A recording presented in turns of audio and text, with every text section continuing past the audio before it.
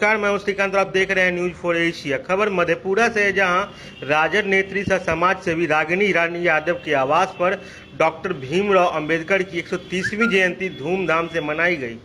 इस दौरान राजद नेत्री द्वारा गरीब बच्चों के बीच उनके लिए पठन पाठन की सामग्री के साथ साथ मिठाइयाँ भी बांटी गई। जी, आज डॉक्टर भीमराव अंबेडकर जी का आज जयंती था, तो आज उनकी जयंती मनाने के लिए बच्चे सब तो रोज़ आते हैं, लेकिन आज स्पेशली उन लोग को बुलाई थी कुछ शिक्षा के बारे में बताने के लिए भी, और जयंती का महत्व जो उन्होंने हमारे समाज को दिया है, इस देश को उन्होंने जो दिया है बाबा साहब अम्बेडकर जी ने, तो इसी को थोड़ा सा रख के यहाँ पर इस कार्यालय में मनाई थी और थोड़ा सा शिक्षण सामग्री भी यहाँ पर सभी बच्चों को वितरण की थी। तो मैं ये भी कहना चाहती हूँ थोड़ा सा बाबा साहब अम्बेडकर जी के बारे में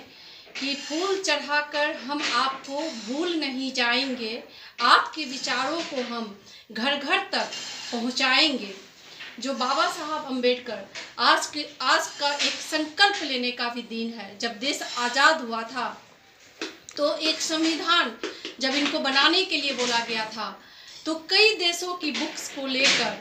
और उनसे अच्छी अच्छी बातों को लेकर उन्होंने हमारे इस देश में संविधान को इन्होंने बनाया।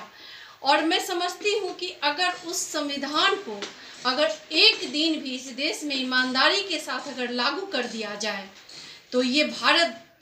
जो देश है हमारा, ये दुनिया का नंबर 1 देश माना जाएगा।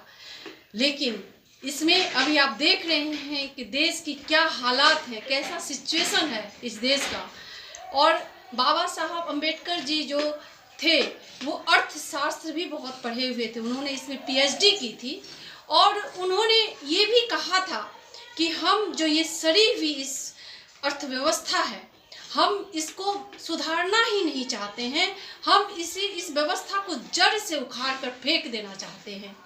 और आज वही समय है कि जब ये सोशल ट्रांसफॉर्मेशन कैसे होगा, तो उन्होंने शिक्षा के लिए कही थी कि आपको पढ़ाई करनी है, आपको शिक्षित होना बहुत ज़रूरी है, तो ही आप सोशल ट्रांसफॉर्मेशन कर सकते हैं। ये उनका अनुभव था कि जब वो एक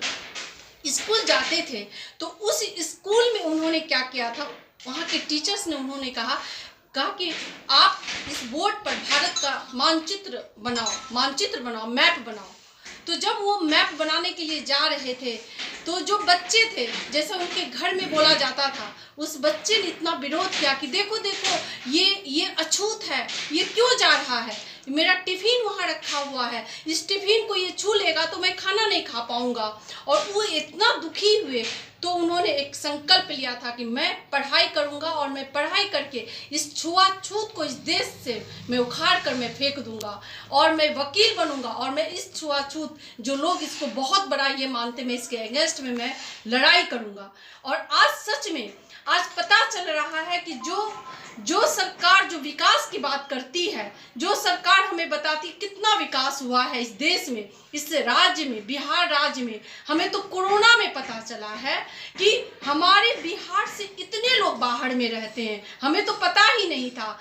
अगर वो व्यवस्था सुधर जाए, अगर वो मिले, वो कारखाना फैक्ट्री अगर चालू हो जाए, तो क्या हमारी व्यवस्था सुधर नहीं सकती है। आज वो दिन है, आज हम सभी माननीय तेजस्वी यादव जी के नेतृत्व में इस व्यवस्था को सुधार कर ही दम लेंगे। हम लोग झुकेंगे नहीं और कभी नहीं झुके, चाहे हम पर लाठियां बरसाए, चाहे हमें घसीट कर बाहर निकाला जाए, लेकिन हम नहीं रुकने वाले हैं। क्योंकि आने वाली पीढ़ी को हम जवाब क्या देंगे, वो हम उनसे नज़र कैसे मिलाएंगे। तो ये जो चीज़ है ये बहुत बड़ी है, और ये सोशल ट्रांसफॉर्मेशन इस देश में होकर रहेगा। फिर से मैं कहना चाहती हूँ कि फूल चढ़ाकर मैं आपको भूल नहीं जाएंगे, और आपके विचारों को हम घर घर तक, जन जन तक पहुँचाएंगे।